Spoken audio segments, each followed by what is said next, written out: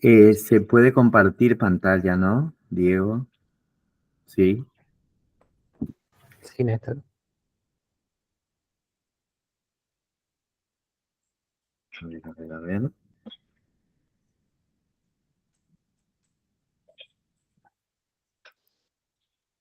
Yo primera vez que uso este medio, así que bueno, estoy aprendiendo.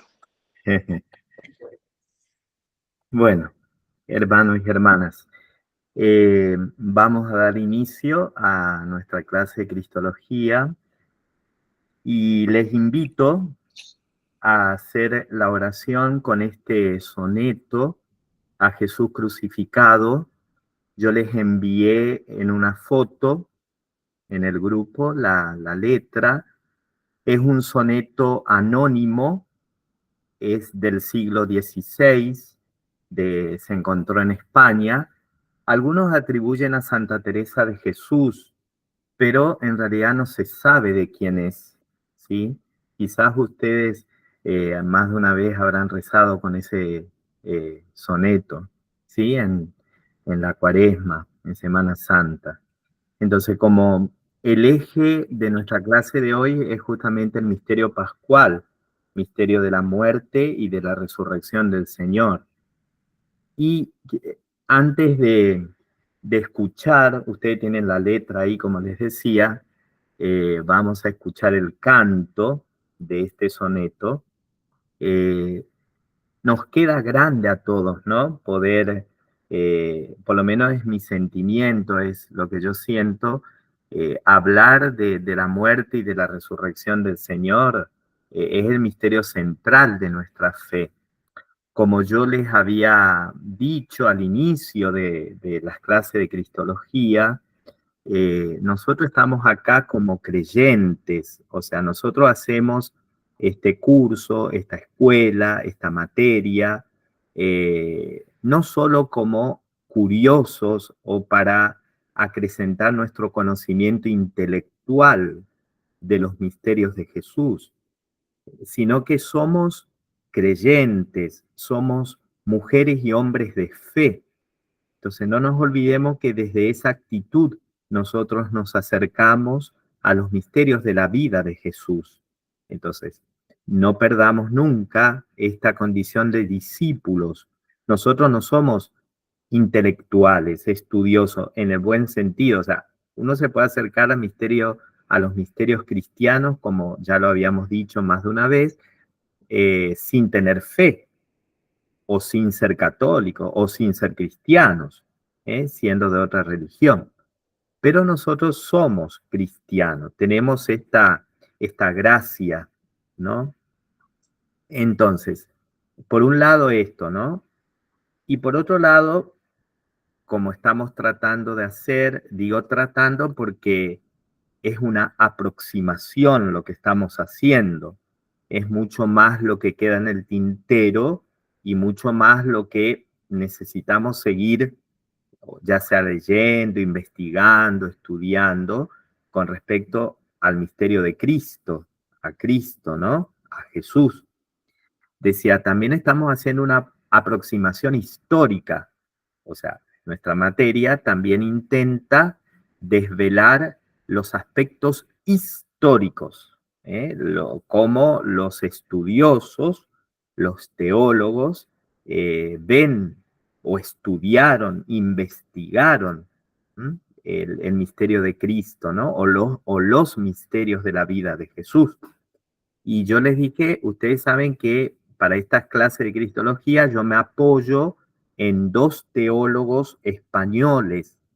Uno ya falleció no hace muchos años, José Castillo, un sacerdote jesuita. Pues bueno, bien, él decidió no continuar en la congregación, ¿no es cierto?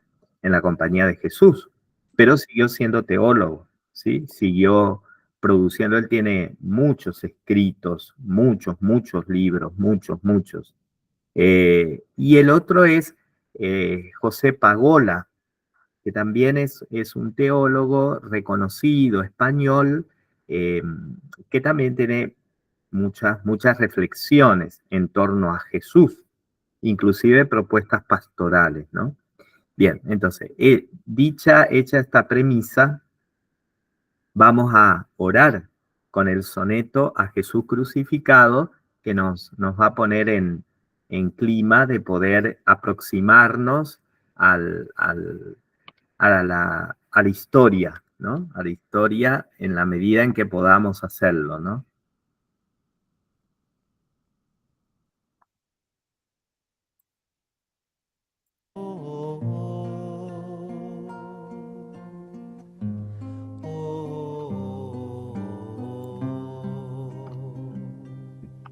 No me mueve mi Dios para quererte, el cielo que me tienes prometido, ni me mueve el infierno tan temido para dejar por eso de ofenderte. Tú me mueves, Señor, muéveme el verte clavado en una cruz y escarnecido. Muéveme ver tu cuerpo tan herido. Muévenme tus afrentas y tu muerte. Muéveme en fin tu amor y en tal manera que aunque no hubiera cielo yo te amara, y aunque no hubiera infierno te temiera. No me tienes que dar porque te quiera, pues aunque lo que espero no esperara, lo mismo que te quiero, te quisiera. Oh,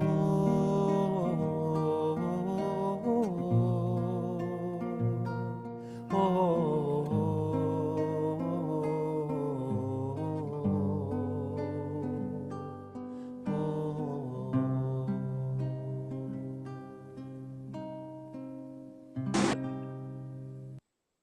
Hermoso.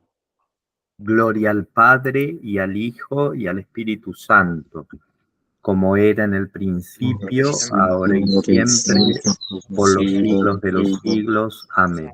En el nombre del Padre y del Hijo y del Espíritu Santo. Amén. Bien, ahora entonces comparto nuevamente pantalla con ustedes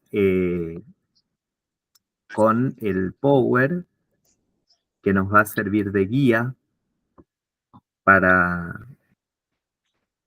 nuestro estudio. Espera un segundito, ¿dónde está? Se ve ahí, ¿no es cierto? Sí. Bien. Cuando nosotros estamos ante el misterio de la muerte del Señor, según nuestros teólogos, estos teólogos que yo les dije que me apoyo para la reflexión, para el estudio de la cristología, ellos nos dicen que hay dos preguntas que tenemos que hacernos, ¿no? ¿Por qué murió Jesús y para qué murió Jesús? Me gustaría saber, antes de entrar a reflexionar de la mano de estos dos teólogos, ¿por qué murió Jesús y para qué murió Jesús? Si ustedes tuvieran que responder a esta pregunta, si alguien viene que hace tiempo no profesa la fe o está en búsqueda de la fe o simplemente no cree y dice ustedes que llevan una cruz ahí colgada o que tienen una cruz en el pecho, ¿por qué murió Jesús? ¿Por qué? ¿Cuál sería la respuesta de ustedes? Así espontánea, no. ¿Qué le dirían ustedes? ¿Cómo saldrían al paso ante esta pregunta? Por desobediencia religiosa. Ajá. O sea, Jesús fue un desobediente, Ariel. Sí. O sea, fue un mal creyente y la consecuencia fue la cruz, o sea, que lo crucificaron los romanos al final. Para cumplir lo que estaba escrito. Ajá. Ajá.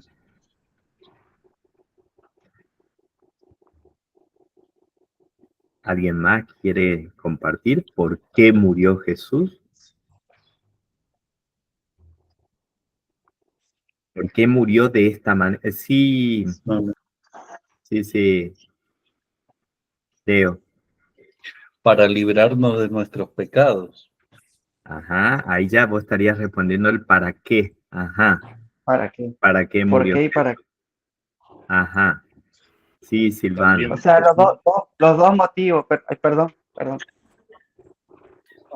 ¿Qué tal, hermanos? Bueno, el por qué, digamos, hay dos cuestiones históricas de acuerdo al contexto. Uno es, como decía Jorge, por motivos religiosos, digamos, la amenaza de los religiosos judíos por faltar a la ley, a sus tradiciones, y otra por el Imperio Romano, ¿no? O sea, es decir, por estar supuestamente en contra del gobierno romano.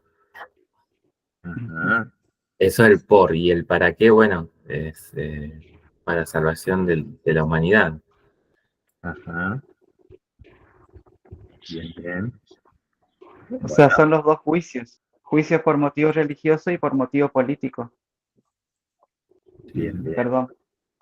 bien. ¿Alguien de ustedes, por favor, gracias a los que participaron con sus opiniones? ¿Alguien de ustedes podría buscar, por favor, la primera carta de Corintios de San Pablo? El texto, capítulo 1, versículo 25, o aproximado por ahí 24, 25, 26. Si alguien de ustedes puede leer.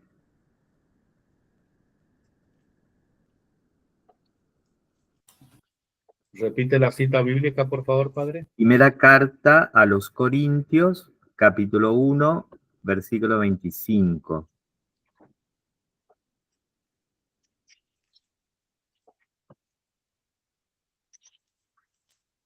Qué larga que es. El inicio por ahí. Sí, encima tenía la Biblia de Jerusalén y la presté. Así que estoy. ¿Alguien encontró el texto, la cita bíblica? Yo, Sí, adelante. Sí. en efecto, la locura de Dios es más sabia que la sabiduría de los hombres, y la debilidad de Dios es mucho más fuerte que la fuerza de los hombres. Bien, gracias Felipe. Vieron que ahí hay dos palabras claves en San Pablo, ¿no? Mirando la cruz, porque ese texto bíblico está situado en el contexto de la cruz, ¿no? De predicar a Cristo crucificado. Locura de Dios y debilidad de Dios. Fíjense que ahí ya hay, obviamente, San Pablo hace una interpretación teológica, ¿sí? O sea, ve el hecho de la cruz en el para qué. Está respondiendo en cierta manera para qué, ¿no? Locura de Dios y debilidad de Dios. Es muy fuerte esta expresión del apóstol San Pablo, ¿no? Y a medida que vamos a ir dialogando, desarrollando esta clase, vamos a ver que en verdad la cruz es locura y es debilidad, en verdad, ¿sí? Si nosotros seguimos y buceamos un poco en la historia como tal, ¿sí? Bien, perdón, no sé por qué se me abrió acá. Continúo. Entonces, acá hay una cita que yo puse de Castillo, Lo específico de la cruz no era el tormento físico, sino la exclusión social y sobre todo la maldición religiosa que llevaba consigo cualquier crucificado. Tenemos que situarnos en el contexto histórico. La cruz era lo peor que le podía pasar a un ser humano en el siglo I, cuando vivió Jesús. Además del tormento físico, que todos nosotros, más de una vez lo meditamos, estaba la exclusión social y la maldición religiosa, ¿sí? O sea, fíjense todo lo que Jesús asumió en este camino de la cruz, ¿no? En este aceptar la cruz como un medio de salvación. Y yo al respecto quiero leerle acá de Pagola, una que no lo puse ahí, que dice, Jesús, en el momento en que se le sentencia la cruz, dice Pagola, Jesús escucha la sentencia aterrado, sabe lo que es la crucifixión. Desde niño ha oído hablar de ese terrible homicidio. Sabe también que no es posible apelación alguna. Pilato es la autoridad suprema. Él, un súbdito de una provincia sometida a Roma, privado de los derechos propios de un ciudadano romano. Todo está decidido. A Jesús le esperan las horas más amargas de su vida. La crucifixión era considerada en aquel tiempo como la ejecución más terrible y temida. Flavio Josefo, que era un historiador de los primeros siglos, la considera la muerte más miserable de todas.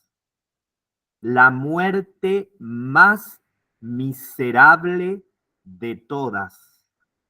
Y Cicerón la califica como el suplicio más cruel y terrible. Esto a nosotros cristianos tenemos que, como que en este contexto de estudio, no tenemos que apartar esta realidad histórica de lo que significó la cruz en la vida de Jesús y en las primeras comunidades cristianas. Hoy, después de 2000 años de cristianismo, evidentemente para nosotros la cruz tiene toda esta carga, esta visión de fe, esta visión teológica, que no nos podemos acercar a la cruz sin pensar en el amor de Dios hasta el extremo y en la salvación de la humanidad. Pero no nos olvidemos que en ese momento la cruz históricamente no era eso. O sea, la cruz tenía toda esta carga terrible, negativa, de exclusión, de maldición. Y fíjense que Jesús no asumió la cruz diciendo, yo me voy a salvarle a ustedes. Jesús estaba asumiendo el sentido social, cultural que tenía la cruz en ese momento. Entonces, creo que esto es importante para ver, esto también tiene consecuencias, como nosotros, como dije al inicio, nosotros estamos haciendo cristología no como estudiosos, o sea, no simplemente como estudiosos, sino como creyentes. Entonces, evidentemente esto nos lleva a una meditación, ¿no? Todo esto que estamos diciendo nos puede llevar a meditar el alma de Jesús, el corazón de Jesús en ese momento que asumió la cruz como consecuencia de su vida, como consecuencia de lo que él venía predicando, y eso lo vamos a ver. Hablamos de las causas, recién decíamos, ¿no? Con la intervención de ustedes, de Ariel, de Leo, ¿sí? De los demás, Decíamos que hay causas históricas, especialmente la causa religiosa, donde Caifás, el sumo sacerdote de ese momento, asume esta condenación al suplicio de la cruz, y causas políticas, en el caso de Poncio Pilato.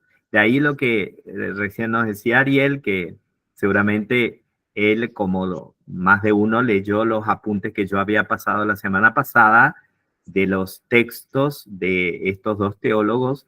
El teólogo Castillo se pregunta, ¿no? Si en el contexto histórico en que vivió Jesús, condenado a la cruz, la gente se podría preguntar, ¿fue un mal creyente o un mal ciudadano? Porque condenado por Caifás fue en realidad un mal creyente, porque sabemos cómo Jesús se enfrentó al sistema religioso que imperaba en ese momento, ¿no? De la religión judía. Jesús fue un revolucionario en ese sentido, no porque tomó armas, sino justamente porque vino a mostrarnos un rostro distinto de Dios, ¿no? O mejor dicho, el verdadero rostro de Dios. Tampoco tenemos que decir que en el Antiguo Testamento se presenta un Dios malo, castigador. No podemos sacar esa conclusión, ¿no? Tenemos que decir que el proceso de la revelación fue una revelación, como proceso, paulatina, porque nosotros somos seres humanos, no podemos de golpe entrar en el infinito, en el trascendente que es Dios, aún diciendo estas cosas que estamos diciendo ahora o leyendo, estamos como tocando apenas el misterio, en este caso el misterio de la cruz. ¿Sí? Es mucho más lo que queda, pero bueno, el Señor también nos regala este privilegio que con nuestra inteligencia limitada podamos acercarnos un poco a sus misterios, a los misterios de la vida del Señor. O también, ¿qué fue un mal ciudadano? Los compatriotas de Jesús, los que vivían en esa época, a un crucificado era la condena de los ladrones, de los revolucionarios, de aquellos que atentaban contra la estructura del Imperio Romano. Aún sabemos el cartel, ¿no? Este es el rey de los judíos, ¿sí? De manera burlona, por medio del cual se veía el motivo de la condena de Jesús, ¿no? Y en realidad Jesús viene a desestructurar también el sistema social de su época, ¿sí? Donde, o justamente el evangelio de este domingo nos habla de esto, cuando los discípulos se pelean por los primeros puestos, Santiago y Juan, uno quiere estar a la derecha, el otro a la izquierda, y Jesús agarra la cabeza, ¿no? Porque dice, esto no están entendiendo nada, ¿eh? ¿Cómo es eso? Entre ustedes no debe suceder así. Y justamente en el evangelio de este domingo Jesús habla, ¿no? Los jefes de las naciones, los jefes hacen sentir su autoridad, pero entre ustedes no debe ser así. O sea, Jesús hace toda esa catequesis, esa enseñanza, que ya lo vamos a tener, lo vamos a escuchar en el mensaje de este domingo, ¿no? Justamente Jesús era considerado, si se quiere, un mal ciudadano porque venía a romper contra toda esa estructura de autoridad, de poder dominante, ¿no? Entre ustedes no debe suceder así, dijo Jesús, la autoridad como servicio. Perdón, yo no estoy viendo porque alguien levantó la mano. Sentí un... Sí, yo levanté la mano, yo había hecho como un esquema de lo que serían los apuntes, y yo lo que puse era que violó las leyes del imperio, entonces fue considerado mal ciudadano por desestabilizador. Exactamente, y ustedes van a decir, bueno, pero Jesús nunca agarró las armas. ¿En qué sentido desestabilizó o estaba desestabilizando el imperio, ¿no? La concepción que había de la época. ¿Sí, monseñor? Hola. Sí, Sí, bien. el tema es que Jesús también en esto viene, o sea, no solamente a destabilizar el sistema, sino que Jesús se presenta como un periférico, no está en el centro, está justamente con los más vulnerables, con los más miserables, justamente está con las prostitutas, está con los borrachos, va y de hecho almuerza con los pecadores, lo cuestionan por qué no se lava las manos, etcétera, etcétera, ¿no? Es un Jesús que creo que hoy, si lo traemos al 2024, sería otro Jesús. Yo creo que tendría otra cabeza también Jesús, donde también vendría a romper esquemas justamente a nosotros mismos también.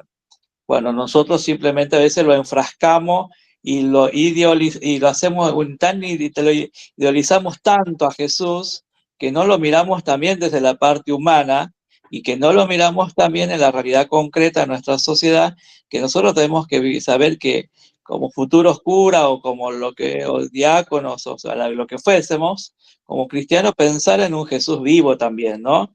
Que no es un Jesús que, bueno, también allá se quedó, sino que es un Jesús que viene a romper, que hoy nosotros tenemos que seguir rompiendo y siendo ese Jesús rompiendo ese esquema en esta sociedad que hoy nos toca vivir, ¿no? Muchas gracias, sí, por los aportes. Es así, ¿no? Decíamos que estamos estudiando desde la actitud creyente y sin lugar a dudas esto tiene una consecuencia, ¿no? Hoy. Sí, Leo. Néstor, perdón. No, quería agregar que me apasiona este tema, ¿no? Y todos los sábados, tanto con el padre Leo, esperamos estos encuentros y estas clases que son maravillosas.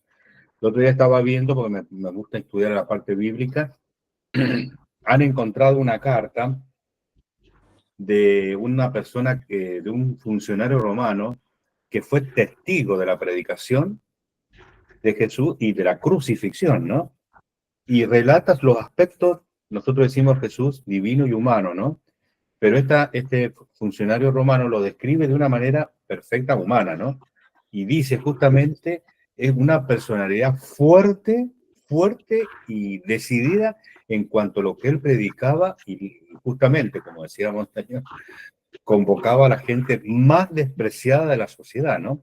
Pero él se plantaba de una manera firme en las convicciones que él relataba y que él anunciaba a la gente, ¿no?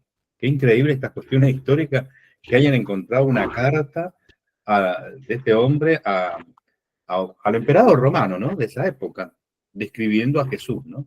Eso quería comentar. Bien, gracias, padre. Sí, otra cosa, disculpa, Néstor, que yo también, a lo que decía Monseñor, que está muy lindo, que yo puse también que él iba en contra de las ceremonias y rituales, justamente de los judíos.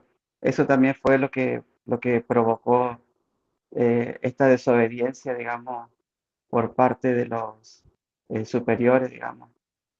Eso. Exacto.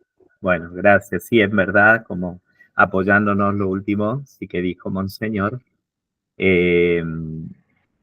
Jesús siempre viene a movernos la estantería, como decimos, ¿no?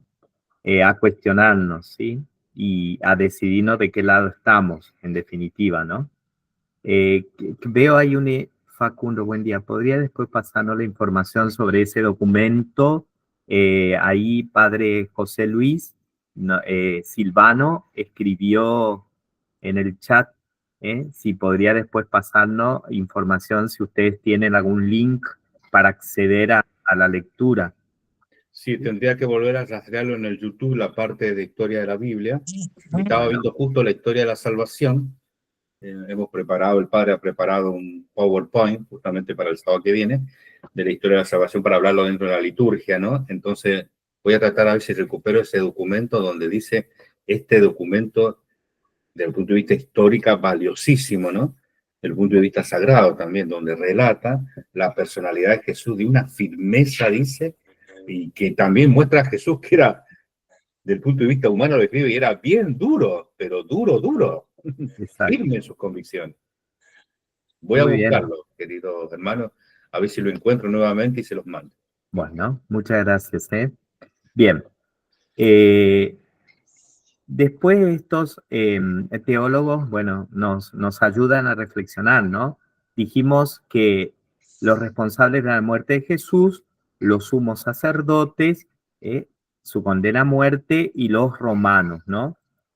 Dijimos que el enfrentamiento de Jesús con el sistema, tanto político como religioso, fue muy evidente, lo estuvimos comentando, ¿no? Jesús viene a darnos otro paradigma, no cambia el paradigma, nos cambia y constantemente Jesús nos cambia, como decía Monseñor, actualmente y siempre lo será, ¿sí? Mientras exista este mundo, entrar en contacto con el misterio de Jesús, conocerlo a Jesús, siempre nos va a cuestionar nuestro modo de entender la vida y nuestro modo de vivir la fe. Las dos cosas, ¿no?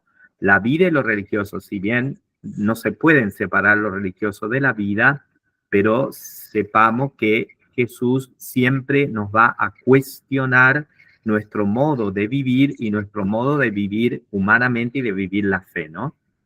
Por eso podemos decir que la muerte de Jesús, por qué murió Jesús, fueron por causas religiosas y políticas sin lugar a dudas, ¿no? Y ahí vemos, ¿no? Algunos motivos religiosos, algunos, ¿no? Jesús como judío fue profundamente religioso, ¿no? Pero él cambió su concepción de Dios y su concepción de vivir la fe en Dios. En primer lugar, Dios es Padre, ¿eh? La nueva forma de vivir la religión, como decía recién Monseñor, desde la periferia, desde los pobres, desde los que no contaban en ese momento, desde los que no tenían voz. Siempre Jesús se ubicó desde ese lugar, siempre. Tanto es así que Jesús, cuando se encarna, nos encarnó en una familia sacerdotal. Jesús no fue sacerdote, ya sabemos de Jesús fue laico. Después la interpretación religiosa se le dice sumo sacerdote desde el momento de entregar la cruz.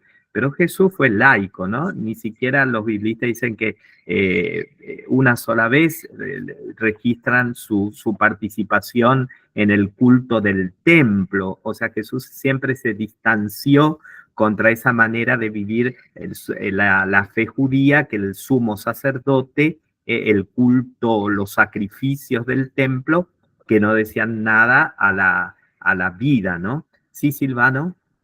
Sí, algo que a mí me llamó la atención que nunca había reparado, y lo leí en los apuntes que usted nos mandó, es que Jesús le cambia el nombre a Dios, ¿no? Lo llama Padre.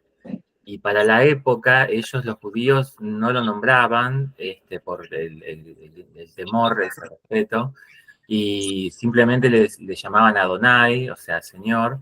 Y cuando Jesús empieza a nombrarlo como Padre, bueno, ahí es donde también lo insultan y lo amenazan de blasfemo, ¿no? Exactamente, pretende ser hijo de Dios. Exactamente. Sí, más aún, hoy damos un paso más gigante todavía desde la reflexión teológica. Dios es madre, Dios es padre y madre. O sea, pero esto no es un invento ahora porque decimos estamos con que la revalorización de la mujer, que está bien, sino, pero es verdad, es bíblico, además que lo que le decía antes, o sea, en el Antiguo Testamento, todo esto que estamos diciendo está en semilla. ¿Cuántos salmos no nos habla de las entrañas de misericordia y de compasión del Señor, de Dios, ¿no? El Salmo 102, que es un salmo maravilloso, ¿no? El Señor es compasivo y misericordioso, lento a enojarse, ¿no?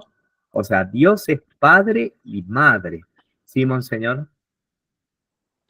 Sí, también Jesús viene a romper la tradición. O sea, de una forma u otra viene a romper tradición, viene a romper ritualismos. Y es lo que a veces nosotros como iglesia tenemos que tener cuidado de no caer en el ritualismo. O sea, a veces nos agarramos tanto al rito que no vivimos y no dimensionamos nuestra fe, ¿sí?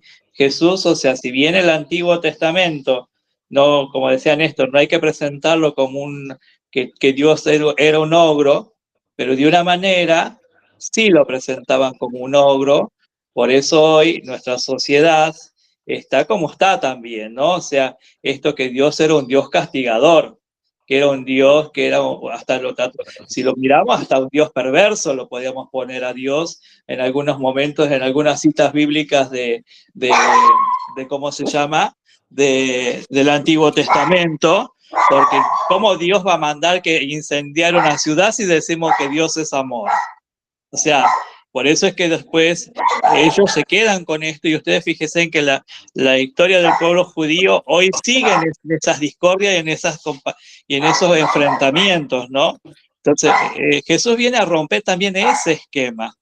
O sea, yo creo que Dios viene a traer, o sea, las dos fuentes se unen en el Nuevo Testamento, y fíjense en que Jesús, si bien habla de los mandamientos, pero al final él dice, Dios no te va a juzgar por otras cosas, sino por el amor, ¿no? O sea, en esto también tenemos que nosotros, a veces también hacemos hincapié en los mandamientos, y está bien que hagamos hincapié en los mandamientos, pero mirados desde la misericordia de Jesús también.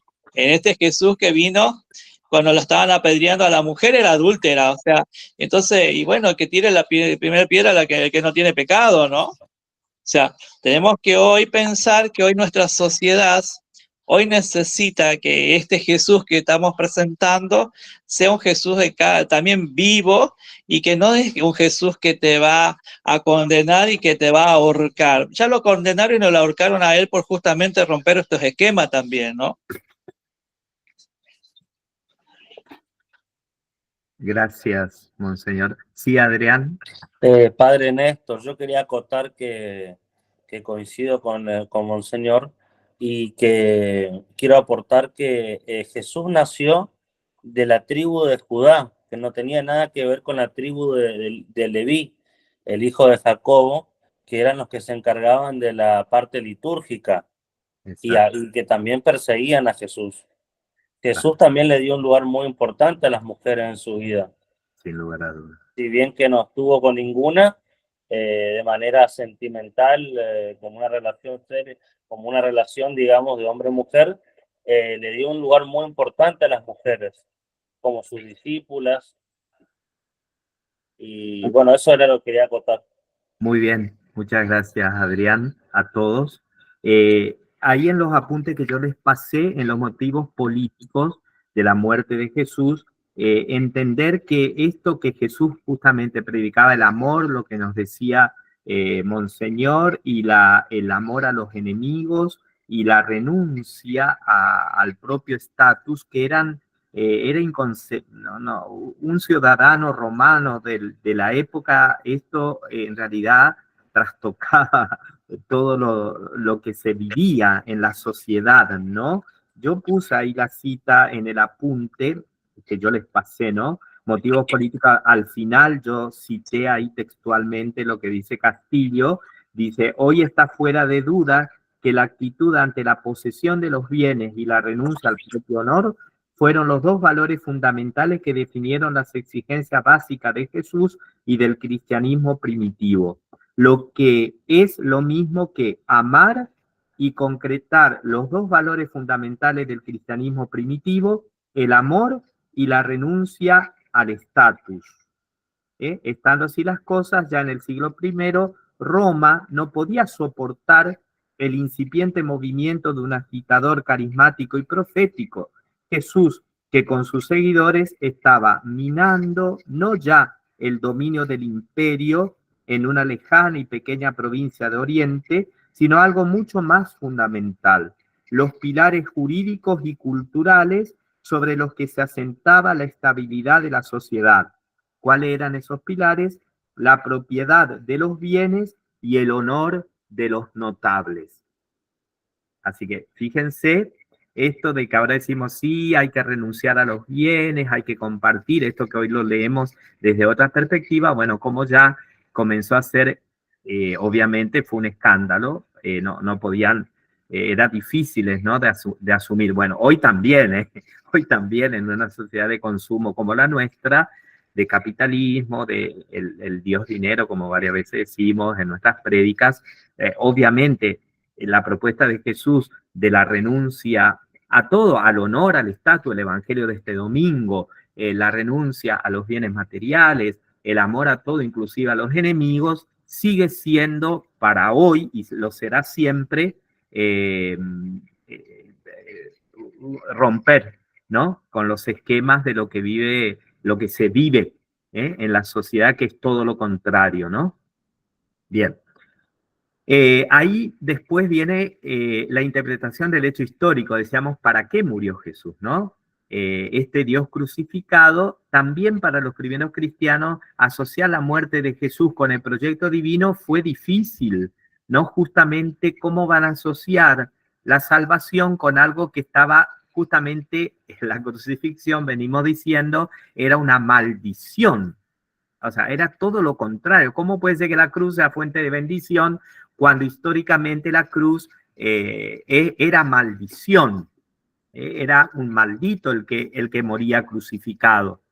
Y vemos cómo justamente ese asumir la cruz de Jesús hizo que se cambie, obviamente, todo con respecto a la forma de vivir la cruz, ¿no? De una maldición pasar a ser la bendición. Tanto es así que en nuestros gestos, ahí van las consecuencias también prácticas. Cuando bendecimos siempre trazamos una cruz, ya sean nosotros sobre nuestro cuerpo o como con el gesto de la mano, ¿no? O sea, ya vemos cómo estamos viendo también liturgia, todo tiene que ver, todo se va encadenado, relacionado, ¿no? Los gestos litúrgicos y nuestra fe, nuestra fe. Bien, el crucificado y el resucitado, ¿no? La predicación de la iglesia primitiva siempre fue desde una interpretación para qué murió Jesús, no separar al crucificado del resucitado. De otra manera, la resurrección de Jesús, como veremos al final, sería algo desconectado de la cruz, ¿no? Jesús resucita justamente en el hecho de la resurrección. Jesús se presenta mostrando sus llagas, ¿no? Sus manos y sus pies y su costado. Entonces, para unir este tema de la crucifixión y la resurrección, ¿no? El desafío de entender que el supremo bien, la salvación, se tenga que alcanzar mediante el supremo mal, el dolor, el fracaso y la muerte. Este es el desafío para los cristianos de ese momento y sigue siendo para hoy, para nosotros, ¿sí? ¿Cómo podemos asociar que la fuente del supremo mal, del dolor y del fracaso, como fue la cruz, pueda traernos, pueda ser fuente de supremo bien, de salvación y de redención, ¿no? Es la paradoja, ¿no? Siempre decimos que Dios saca del mal, saca el bien. Todo esto que nosotros decimos en las frases cuando predicamos o cuando queremos alentar a alguien, pero sepan ustedes que es lo más difícil, ¿no? Poder reflexionar sobre este tema humanamente, ¿no? La muerte de Jesús por nosotros y por nuestros pecados. Cuando uno lee las escrituras, especialmente San Pablo, uno se encuentra con estas expresiones, ¿no? Jesús murió por nosotros y Jesús murió por nuestros pecados. Ahí Castillo habla del uso, ustedes saben, el Nuevo Testamento fue escrito en griego, ¿no? Entonces, la preposición que en griego significaba por, mejor dicho, hay varias preposiciones, ¿no? En la lengua griega, hiper, peri, anti, dia, ¿no? Que cada una tiene sus matices, ¿no? Y yo puse ahí que la que más se usa es hiper, por, a favor nuestro, ¿no? Jesús murió por nosotros, o sea, a favor, justamente para nuestra redención, ¿no? Pero también los textos bíblicos hacen entrever que Jesús murió por nuestra causa, o sea, por nuestra culpa, porque fuimos pecadores, ¿no? O sea, a ver, es jugar, entre comillas, entre estas dos dimensiones, ¿no? Que la muerte de Jesús es culpa de nuestros pecados y que la muerte de Jesús es a favor nuestro, también es este gran desafío, ¿no? Porque las dos ideas están en el Nuevo Testamento, ¿no? Por nosotros, o sea, por a favor nuestro y por nuestros pecados, o sea, por culpa nuestra. Bien, ahí está, ¿no? El significado de por nosotros, en favor nuestro, por nuestros pecados, debido a nuestra culpa. La muerte de Jesús fue para nuestra salvación y por nuestros pecados. Sí, escuché ahí porque no estoy viendo sí, Ariel, sí. Sí, exactamente. Yo tenía justamente anotado la salvación a favor nuestro y los pecados por culpa nuestra. Y tenía también anotado que era por la decisión de los hombres, no de Dios, la muerte de Jesús. Bien, sí, gracias Ariel. Y justamente ahí vamos, ¿no? O sea, la gran pregunta que también los estudiosos de la cruz, o sea, a ver, los teólogos se preguntan, ¿no? Al final, la cruz de Jesús, esto que estamos diciendo, ¿fue voluntad de Dios? Así, el Padre Dios, el Padre bueno, es como que fue voluntad de Dios que el Hijo muriese en la cruz, o fue la consecuencia de justamente de esta actitud humana de Jesús de haber roto con el esquema religioso, político de su época y que lo siga haciendo hoy. ¿Qué les parece a ustedes? ¿Podemos decir que la cruz de Jesús es la voluntad del Padre para nuestra salvación, o es la consecuencia de una vida de Jesús asumida como proyecto de Dios hasta el extremo? ¿Qué les parece a ustedes? ¿Cómo resolvemos este conflicto? Estas dos. Para mí ambas dos son legítimamente correctas, pero también a Jesús lo mataron por lo que él decía, no por lo que él hacía. Así lo creo yo, por lo menos. Si bien era todo un plan de él, morir y resucitar para salvarnos, también quiero acotar que a él lo mataron básicamente por lo que él decía, no por los milagros. Ajá. Que dicho sea paso, fueron pocos. Sí, es cierto. Bien, sí, Leo. Gracias, Adrián. Gracias, Sí, padre. no, realmente qué pregunta, padre, hiciste, ¿no? Porque si fue por designio y voluntad de Dios o por consecuencia de su forma de ser de Jesús, ¿no? Que es con esa autoridad y con esa convicción que él hablaba y enfrentarse al sistema, ¿no? Porque en realidad Jesús vino y denunciaba el negocio que era el templo, porque el templo, desde el punto de vista judío, más allá que lo adornaban de toda la cuestión así mosaica, ¿no es cierto? Y salvemos a Moisés, ¿no? Que habían hecho del templo, ¿no? Era un gran negocio. Y no olvidemos que Jesús saca a la puerta de la puerta del templo a los cambistas, ¿no? Que se había, la casa de Dios, una casa de oración, pero, o sea, vino a enfrentar al sistema político, económico, fuertísimo de la estructura judía y más con el apoyo del Imperio Romano, ¿no? O sea que, qué pregunta brava que hiciste. Sí, Porque decimos, no, fue voluntad de Dios. Y sí. a veces decimos, bueno, fue voluntad de Dios, y a veces, en realidad, la voluntad de Dios es saber aceptar el designio salvador de Dios en nuestras vidas, ¿no? Pero, qué pregunta que hiciste, ¿no? Y me vino a la memoria un cura, un misionero que estaba en Japón, en Tokio. Vieron que en Japón el 2,5 no llega ni al 3, ¿no? Es católica en Japón. Y habían abierto el templo para la celebración un día domingo, ¿no? Y va y venir la gente en Tokio, ¿no? Y pasa un japonés y entra y le dice, pero qué espanto, ¿cómo pueden tener a un hombre ahí en la cruz? Y ahí todo el cura, explicarle al japonés por qué Cristo estaba en la cruz, ¿no? Está bien. Bueno, gracias, José Luis. Sí, Silvano. Sí, siempre los cristianos escuchamos acerca del plan salvífico de Dios, ¿no? Exacto. Entonces, tomándolo en cuenta desde esa perspectiva de un plan y sabiendo que Dios es orden infinito, yo creo que, por ejemplo, la palabra improvisación no entra dentro de lo que es Dios, ¿no?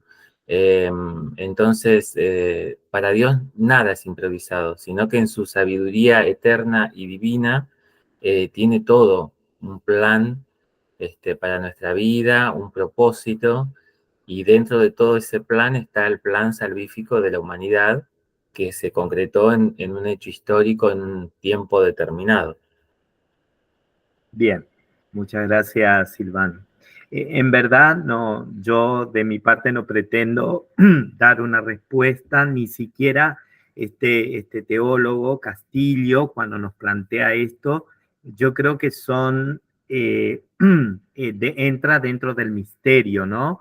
Como dijo recién Silvano, el misterio del plan salvífico de Dios. Ahora, por eso tenemos que tener, nosotros que predicamos o los que vamos a predicar, bueno, cualquiera de los laicos también que puede, sin necesidad de predicar oficialmente la palabra de Dios, cuando nos acercamos al misterio de la cruz o estamos con un enfermo, con alguien que perdió el trabajo, con alguien que vive la pobreza, bueno, tantas maneras que hoy se manifiesta la cruz, ver cómo nos expresamos, ¿no? Porque si no terminamos presentando un Dios, como decía Monseñor, un Dios que le gusta, un poco sádico, ¿no? Un Dios que le gusta vernos sufrir, ¿no? Y ahí es como que uno tiene que caminar punta de pie, ¿no? Porque siempre presentar a Dios desde el lado del sufrimiento a veces no es que se puede digerir fácilmente, especialmente las personas que están viviendo el sufrimiento, ¿no? Viviendo esa situación límite, ¿sí?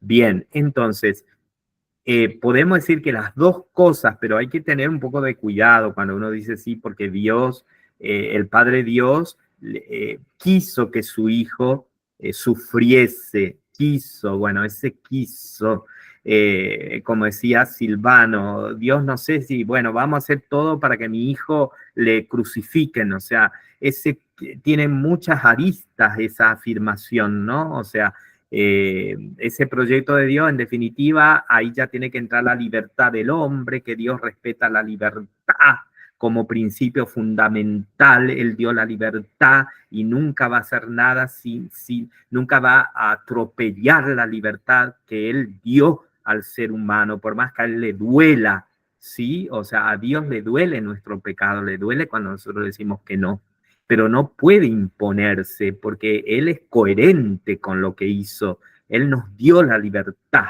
Entonces, desde esa perspectiva, también nosotros podemos, si se quiere, dar una cierta respuesta a esto. ¿Cómo puede ser que Dios mande la cruz para su Hijo? No, Dios no mandó la cruz, ¿no? O sea, la cruz fue una consecuencia, fue el instrumento deshumanizador que la gente de la época de Jesús le impuso justamente por la vida de Jesús, por su predicación. Lo quisieron borrar todo de este hombre y bueno, no tuvieron mejor idea que pase por este extremo, ¿no? O sea, y bueno, y Dios desde su libertad, de la libertad que nos dio, asume, ¿no? Este lado deshumanizador para humanizarnos. Y ahí viene sí el mensaje teológico, lo que decía Monseñor.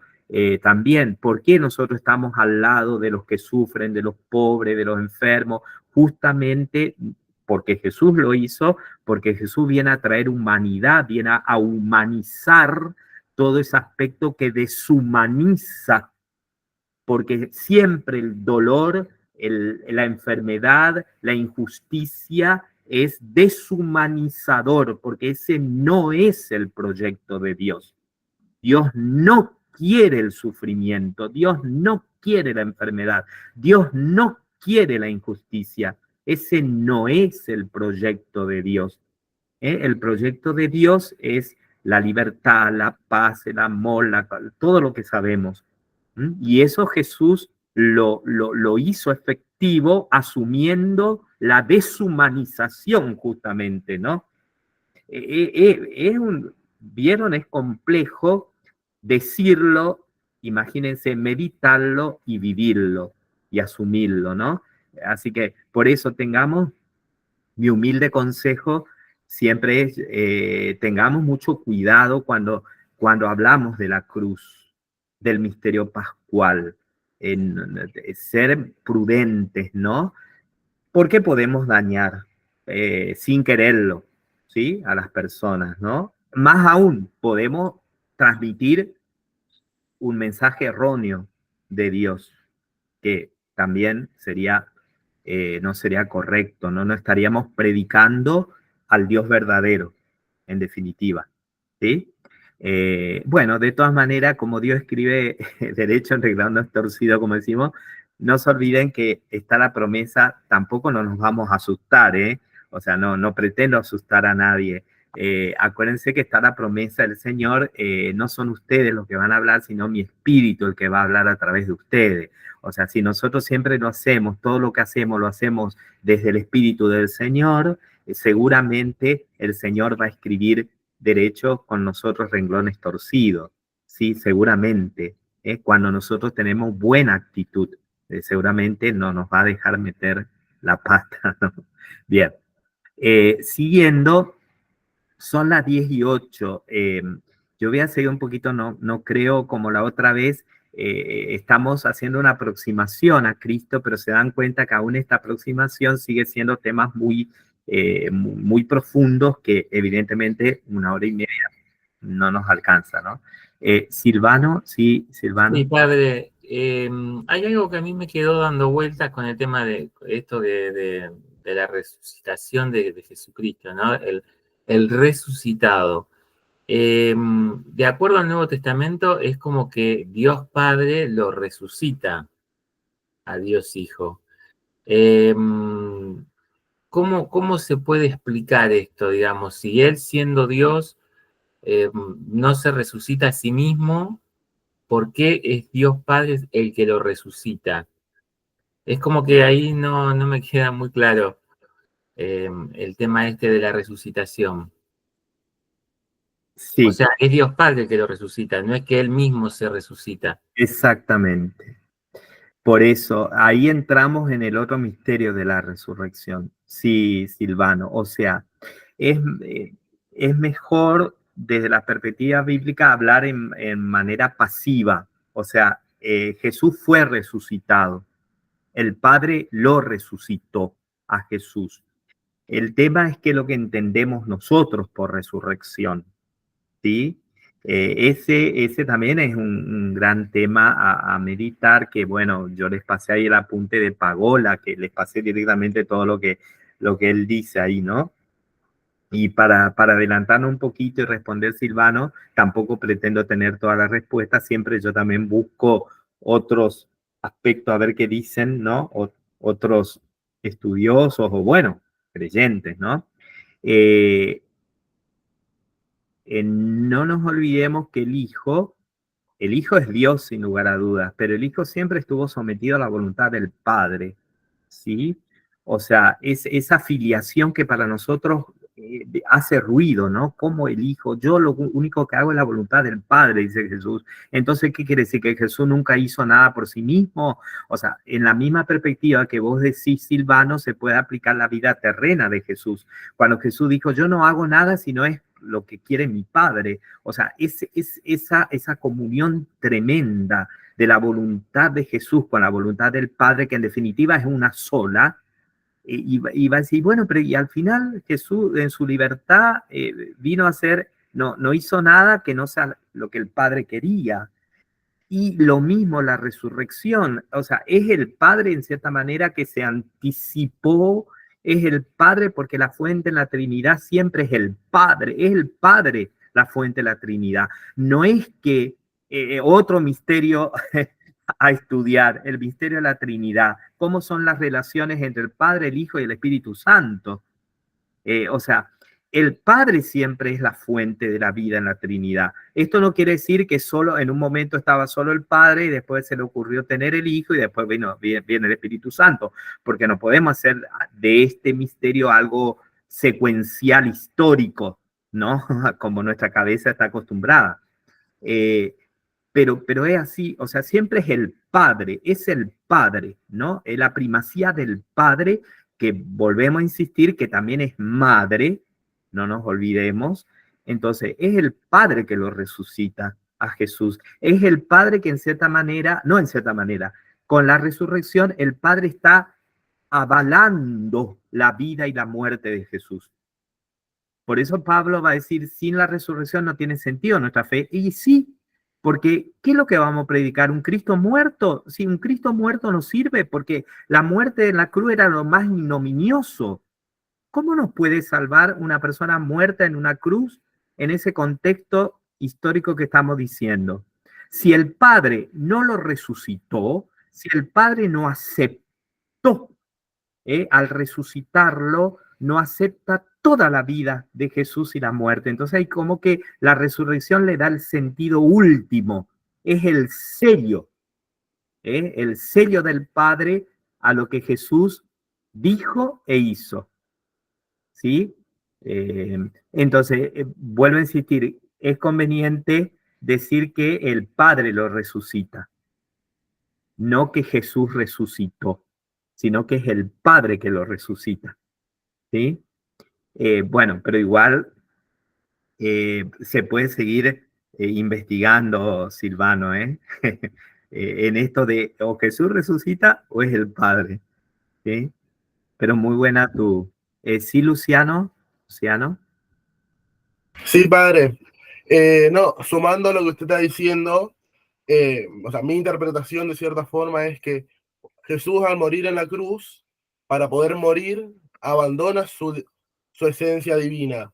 Entonces Jesús muere como hombre, pero al ser resucitado como por Dios, por el Padre, resucita, pero ya siendo Dios directamente, no más hombre, sino Jesús, Dios, es automáticamente, con esencia divina por completo. No sé, algo así. Está muy bien tu reflexión, ¿no?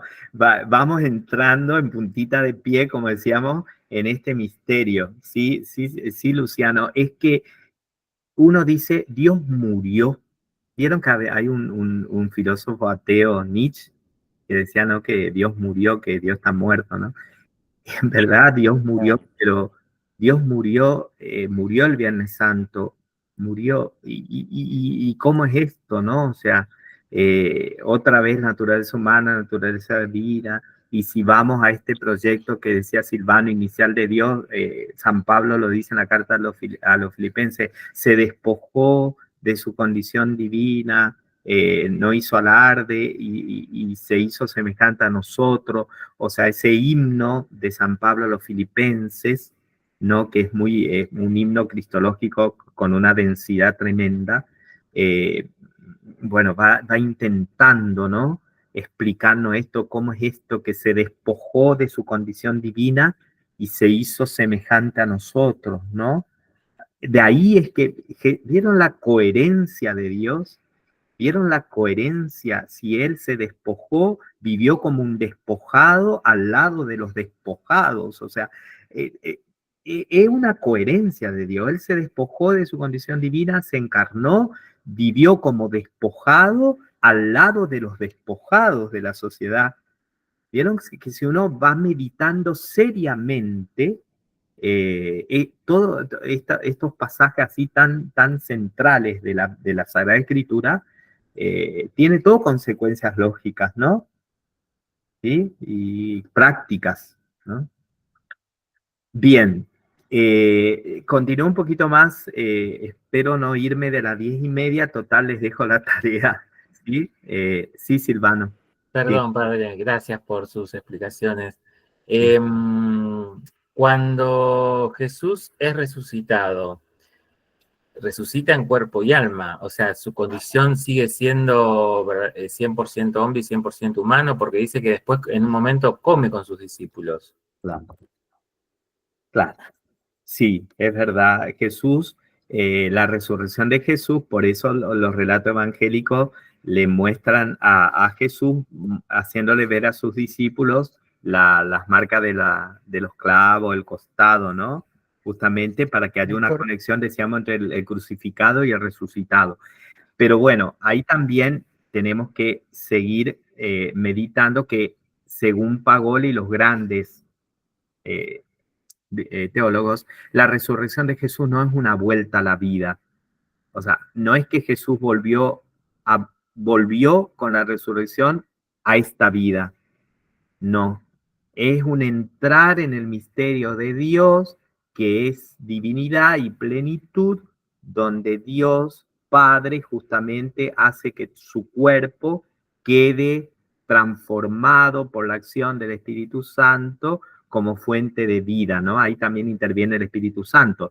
Pagola dice que la resurrección es un nuevo acto creador de Dios. O sea, es la acción creadora por excelencia de Dios después de la creación del universo, ¿sí? No es una vuelta a la vida. Por eso también los evangelios tienen dificultad, porque en ningún momento los evangelios relatan el suceso de la resurrección. O sea, ustedes van a ver que en ningún momento se dice cómo Jesús resucitó, ya se lo muestra resucitado, que eso es otra cosa. O sea, Jesús aparece ya resucitado a sus discípulos, pero en ningún momento se dice el hecho histórico, como fue el caso de la cruz, otra cosa, pero la resurrección escapa, es algo histórico, pero va más allá de la historia, ¿sí? Sí, Leo y después no sé quién más. Gracias, padre. No, justamente lo que está reafirmando el Padre, justamente la resurrección es el acto maravilloso de la nueva creación de Dios, ¿no? Cristo resucitado, ¿no? En cuerpo y espíritu. Y los padres de la iglesia nos dicen de que todos vamos a resucitar, ¿no? Si Dios lo permite, de acuerdo a nuestras acciones y a nuestra libertad, que justamente Dios no influye en la libertad nuestra de las decisiones que hacemos en la vida, ¿no? Pero la resurrección es con cuerpo. No hay resurrección sin cuerpo, hermanos. La resurrección es con cuerpo. Sin lugar a dudas. Sin lugar a dudas. ¿Sí? Jorge, Ariel. Sí, sí, yo también tenía algo así, hice en mi esquema de la intervención de Dios en el anuncio de la buena noticia de la resurrección y anoté la vida de resucitado Jesús, su transformación y la resistencia también a Jesús resucitado, digamos, porque hubo como una resistencia también de la presencia de él, de creer realmente, o sea, si justamente uno de sus discípulos cuestionó realmente que Jesús haya resucitado, por eso pongo yo también ahí como que hubo una resistencia al principio y que, bueno, termina la fe como en la victoria, digamos, de Jesús, en la fe en su resurrección. Sí. Gracias. Leo acá lo que Silvano puso en el chat acá, Facundo, buen día, Felipe. El Hijo vivió el despojo total de su divinidad en el grito, Elí, Elí, lama sabactaní, Dios mío, ¿por qué me has abandonado? Exactamente, eso dice Castillo, ¿no? El abandono total. Jesús experimentó el abandono de Dios como cualquier ser humano experimenta el abandono de Dios en los momentos de prueba tremenda. ¿Vieron hasta Néstor. dónde Jesús se hizo igual que nosotros, no? Experimentó lo mismo que experimenta cualquier ser humano en los momentos críticos de su vida, que hoy decimos la cruz, Néstor, ¿no? Sí, Néstor, Diego. querido, buen día. Sí, ahí quería justamente quedarme en esto, por ahí un poco, porque por ahí escuchaba que esto de nosotros tenemos que tener siempre presente, ¿no? Que Jesucristo, verdadero Dios, verdadero hombre. Nunca hubo un despojo desde esto, para que nos quede claro, porque precisamente las herejías que habían surgido en el principio de la historia de la Iglesia venían precisamente por esta cuestión de querer separar estas dos condiciones de Jesús, ¿no? Entonces murió el Jesús hombre, pero no murió el Jesús Dios, etcétera, etcétera, ¿sí? Entonces simplemente... Perdón, para quedarnos con esto, nunca hubo tal despojo ni separación. Fue verdadero Dios y verdadero hombre en todo momento, ¿sí? En la cruz experimenta, perdón, Jesús en la cruz experimenta como todo ser humano, como todo hombre, este abandono del Padre, como bien decía Néstor, ¿no? No hay evidencias, ni tampoco creo yo, en lo poco que he leído de teología, de que haya habido tal despojo de la divinidad, etcétera, etcétera, ¿sí? Entonces, simplemente para quedarnos con esto, igual puede ser un tema para que lo indaguemos, pero Jesús fue verdadero Dios y verdadero hombre en todo momento, ¿sí? Entonces, esto también que planteaba Silvano, si fue resucitado o resucitó. También esto, en el Evangelio de Juan, siempre hay esta diferencia, diríamos, el Padre es mayor que yo, dice Jesús en un momento, después dice el Padre y yo somos uno, ¿no? Si bien son uno, siempre el Padre y Jesucristo, y comparten la misma esencia, la misma divinidad, también en un momento esto Jesús dice, el Padre es mayor que yo, o sea, da también un sentido de autoridad al Padre, y esto que bien explicó Néstor también. Y lo último, mi gran preocupación siempre fue saber cómo fue la resurrección, ¿no? Entonces leía un libro, ¿no? La resurrección de Jesús, bastante completo, y esto que dijo Néstor también, reafirmarlo, ¿no? No sabemos cómo fue la resurrección, no hay ninguna pauta, ningún indicio, no sabemos cómo sucedió físicamente, químicamente, cuál fue el proceso, no lo dice la escritura, nadie se ha animado a indagar tanto ni tampoco a esbozar ninguna teoría, ¿no? Y esto lo digo porque precisamente fue una preocupación que tuve siempre, ¿cómo sucedió esto, no? No se sabe, es un misterio, ¿no? Simplemente tenemos las evidencias de las escrituras de lo que habría sucedido, como que el cuerpo de Jesús se esfuma, por eso también el Evangelio de Juan relata esto, que estaba todo en el mismo lugar, diríamos, ¿no? Pero no sabemos cómo fue, ¿no? Es un proceso que no se explica, ¿no? Entonces ahí aparece el misterio también, que simplemente tenemos que rendirnos de rodillas y dejar que el misterio nos abrace, ¿no? La verdad que muy interesante los planteos. Después, si quieren, les paso este libro de la resurrección de Jesús, para que ustedes lo puedan conseguir. Pero en esto ratificar, ¿no? Podemos escribir mucho sobre la resurrección, pero fue un proceso que sucedió a solas. A diferencia de la crucifixión, que todo el mundo lo vio, la resurrección no lo vio nadie, ¿no? Y tampoco sabemos cómo sucedió. Pero simplemente quedémonos con esto, que la identidad entre el crucificado y el resucitado, eso nos tiene que quedar, ¿no? Por eso Jesús muestra sus heridas de sus manos y sus pies, diciendo esto que decía Ariel también, Jorge, las dudas que se suscitaban, lo que los mismos judíos habían planteado al principio. Entonces hay una identidad entre el crucificado y el resucitado, y están en las heridas y en las llagas de Jesús, ¿no? Así que bueno, eso simplemente para ir aclarando, pero por ahí no entremos en este punto de la condición humana y divina de Dios, porque por ahí podemos hacernos como una mezcla y por ahí no estamos acertando, ¿no? En todo caso lo podemos profundizar para una próxima clase. Es mi opinión, ¿no? Humildemente. Así que bueno, dejo eso nada más. Estoy de acuerdo, Padre Diego. Sí, muchas gracias, Diego. Sí, Está eso muy sin bueno. lugar a duda. Sí, Adrián. No, que está muy bueno lo que dijo el Padre Diego, el aporte que hizo. Sí, sin lugar a dudas, cuando San Pablo dice que se despojó de la condición divina, es justamente para ver que Jesús, cuando vivía entre nosotros, no había nada exterior que diga que era Dios, ¿no? En ese sentido, porque Jesús no había nada exterior, ¿no? Que diga que era Dios.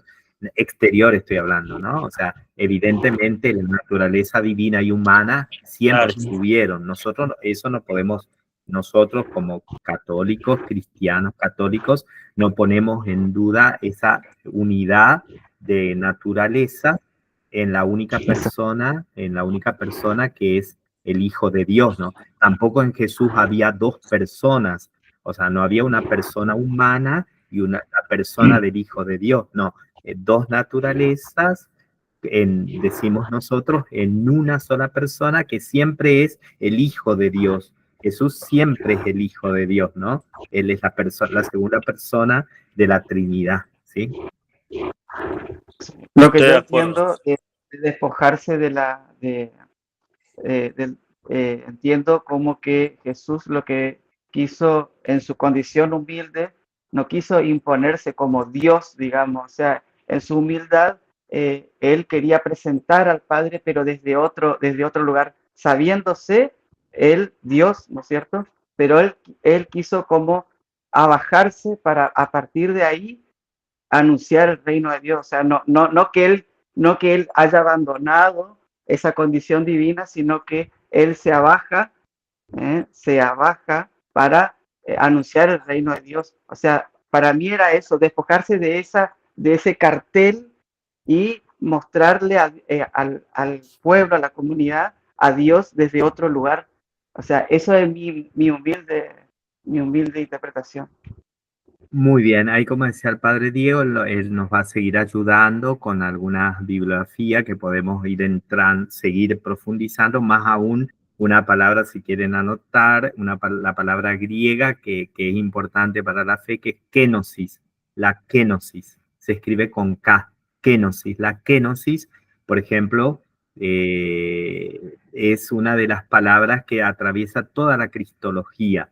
La kenosis que aparece en la encarnación y que se manifiesta plenamente en la cruz. La kenosis. La palabra kenosis en griego es una palabra que resume en cierta manera esto de Jesús, verdadero Dios y verdadero hombre. ¿Sí? O sea, es una palabra usada en el Nuevo Testamento, ¿no? La kenosis, kenosis. ¿Alguno de ustedes conocía esta palabra? Kenosis, la kenosis. Yo no la conocía. Bueno, es una... No, primera vez que lo escuche, padre. La kenosis. Yo estaba buscando justamente para darles un trabajito al respecto, reflexionar sobre la kenosis. Déjenme, yo no terminé esta parte, yo después les voy a pasar, me gustaría encontrar algo que a lo mejor padre Diego si tiene, hablo con él, de tal manera que nos ayude como a cerrar este misterio pascual desde esa palabrita que encierra el misterio de Jesús, ¿no? Bueno, ya son las 10:30, termino con esto. A ver, vieron que yo les puedo pasar mi PowerPoint que simplemente sintetizó lo que yo les pasé en los escritos, ¿no? Con las ideas de Castillo y de Pagola. Yo quiero subrayar antes de cerrar todo esto que dice acá la teología del sacrificio de la carta a los hebreos, retomando un poco la cruz.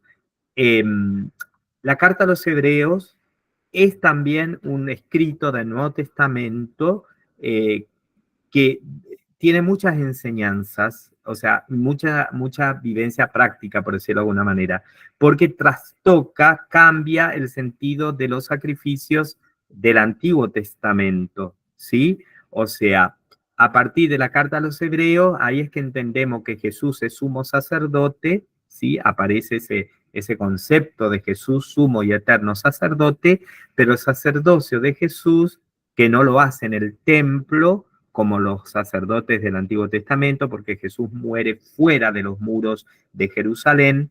El sacrificio, Jesús como sumo sacerdote, su sacrificio no es en el templo, su sacrificio no es un animal, porque es el mismo, y su sacrificio tiene la ofrenda de su propia vida, ¿no? Unir sacerdocio y víctima. Ustedes saben que a la luz de la carta a los hebreos está esto para nosotros, sacerdotes, somos sacerdotes y víctima, las dos cosas, sacerdotes y hostia, ¿no? Hostia, ¿no? Las dos cosas, y para todo cristiano en definitiva, ¿no?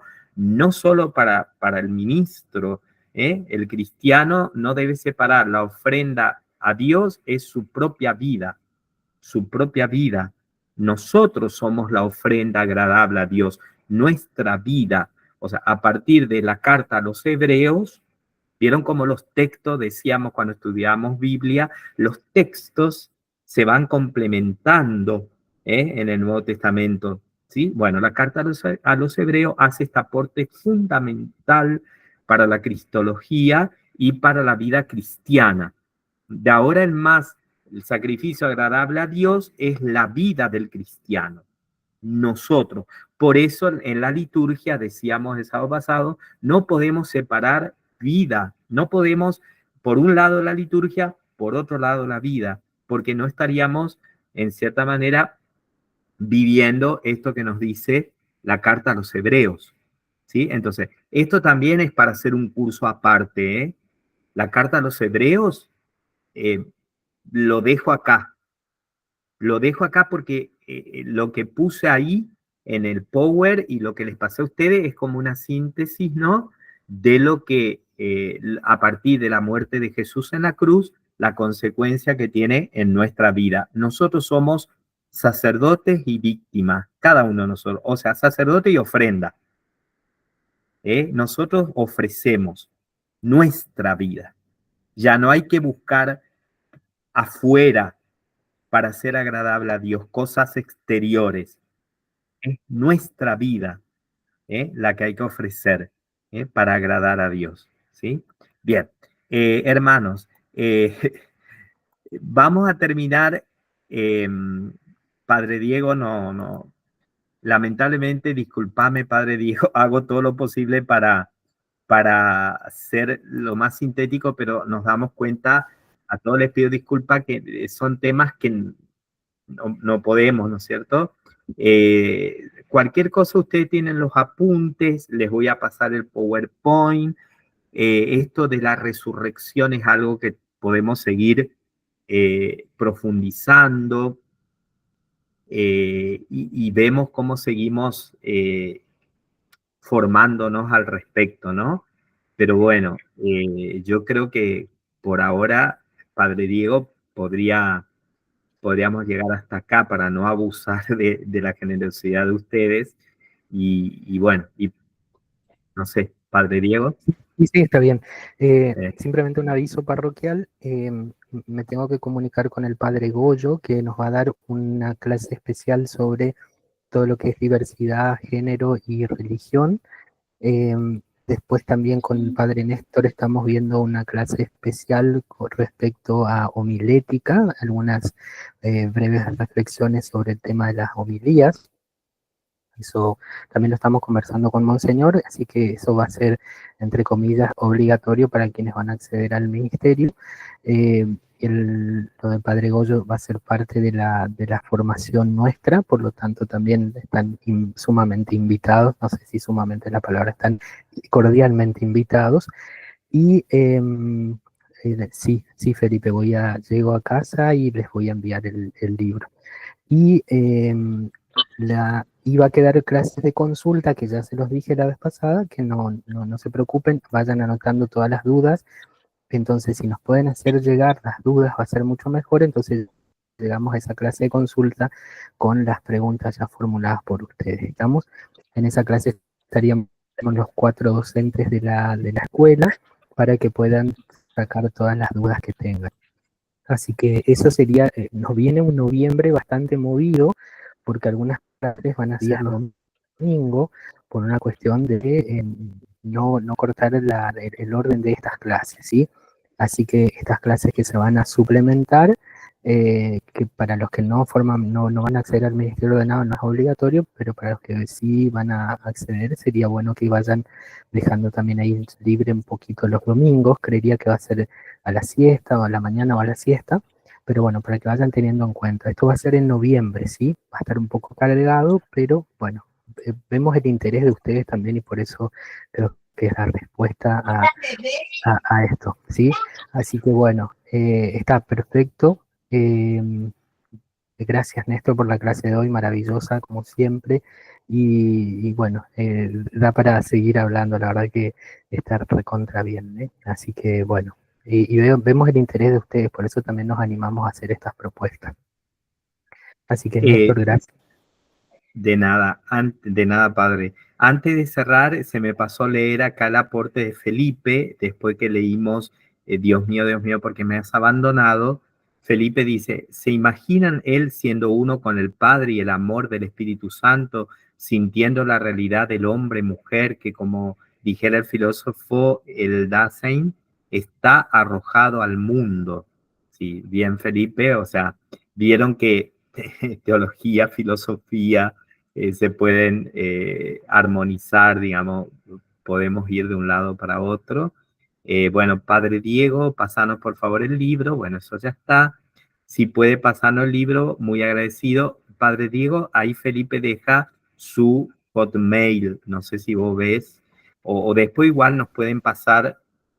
Felipe está en el grupo, Padre Diego. Eso iba a preguntar, Felipe, ¿vos estás en el grupo WhatsApp? O si no, le pregunta a Monseñor, creo que él debe tener su nombre, número, y yo lo agrego, ¿eh? Ahí está. Lo me entero, sí. Sí, es un libro que no lo tengo escaneado. Voy a pasar la foto de la carátula para que ustedes lo vean, de la tapa, y si puedo, veo algunas partes para que ustedes lo escaneen, o si lo bajo a internet se los paso, ¿sí? Acá yo voy a sacar foto, Padre Diego, acá dejó Felipe su WhatsApp, yo saco acá, bueno, se hace captura de pantalla con mi, acá le estoy sacando una foto, dice, si me quieren agregar, cerré la cámara porque mi hijo quiere usar un game y se cuelga. Gracias por la clase, si alguien quiere agregarme al WhatsApp y pasa el número de Felipe, ¿sí? De todas maneras, después Padre Diego. Bueno, no tengo problemas con el horario, dice Silvano. Los padres apologetas del primer siglo transmitían filosóficamente la fe cristiana a aquellos que discutían sobre la fe cristiana. Exacto. O sea, hay una aproximación, una respuesta filosófica en los primeros siglos a las cuestiones de la fe. Sí, es verdad eso. Pero bueno, nos damos cuenta. Claro. Hoy fue una clase un poco, entre comillas, elevada, porque naturalmente se van dando conceptos filosóficos, teológicos, ¿no? Entonces, por ahí no se desesperen, no se preocupen, ya dejemos que también el Espíritu Santo vaya orando y que vaya haciendo a nosotros su obra. Simplemente me atrevo, con el permiso del Padre Néstor, ya lo habíamos comentado al principio de la escuela, hay un librito muy sencillito de Oscar Campana, ese sí está en internet, que se llama Cristología, Oscar Campana, y tienen todo esto que estamos viendo, lo tiene muy, muy sencillito, en un lenguaje muy sencillo, entonces por ahí lo pueden, como si quieren, como lectura también, no creo que lleguen a 100 páginas el librito, muy sencillito. Entonces, de Oscar Campana, Cristología. Por ahí si les sirve, les ayuda, está. Pero más que nada hay que quedarnos con esto que nos decía hoy el Padre Néstor. Las consecuencias de la muerte de Jesús fue precisamente a causa de su predicación, o sea que su muerte fue consecuencia de su predicación, y que hay una identidad entre el resucitado y el crucificado. Y que más que nada quedarnos con esto como nuestro plato fuerte de hoy, ¿no? Y después lo demás ir cada uno también masticándolo personalmente. Muchas gracias a todos por esta clase y vamos a terminar, si alguien de ustedes quiere leer este pensamiento de Madre Teresa de Calcuta, y vamos a terminar orando con un canto de resurrección, ¿no? Que seguramente lo conocemos. ¿Alguien de ustedes quiere leer el pensamiento? Te leo. No, leo. No. ¿Hay norma? Bueno, sí, Bien, cualquiera. bien. Cualquiera, sí. Yo leo. Bueno, Bueno. El fruto del silencio es la oración. El fruto de la oración, es la fe. El fruto de la fe es el amor. El fruto del amor es el servicio. El fruto del servicio es la paz. Madre Teresa de Calcuta. bien. Voy a compartir entonces el video del canto de resurrección.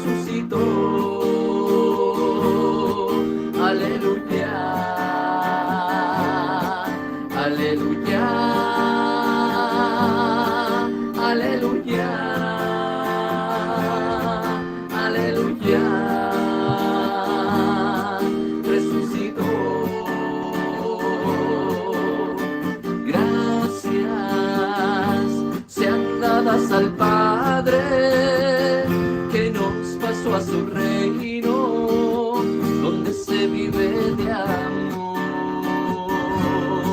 Resucitó, resucitó,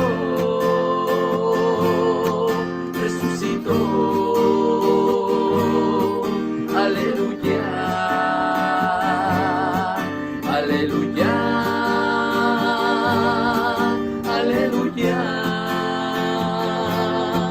Aleluya, resucitó. Alegría, alegría, hermanos, que si hoy nos queremos, es que resucitó. Resucitó.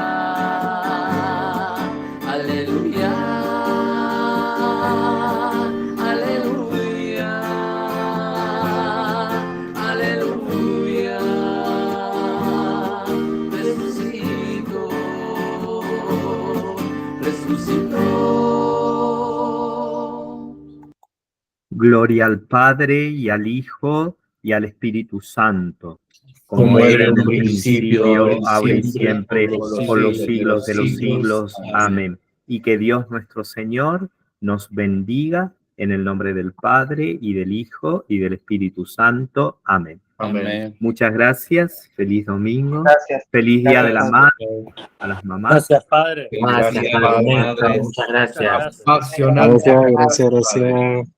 Bueno. Chao. Hermoso. Hasta luego, Chao, padre. chao. Chao a todos. Chao, chao, chao.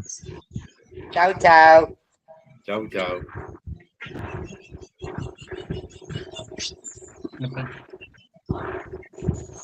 El Diego. Hasta luego, padre Diego.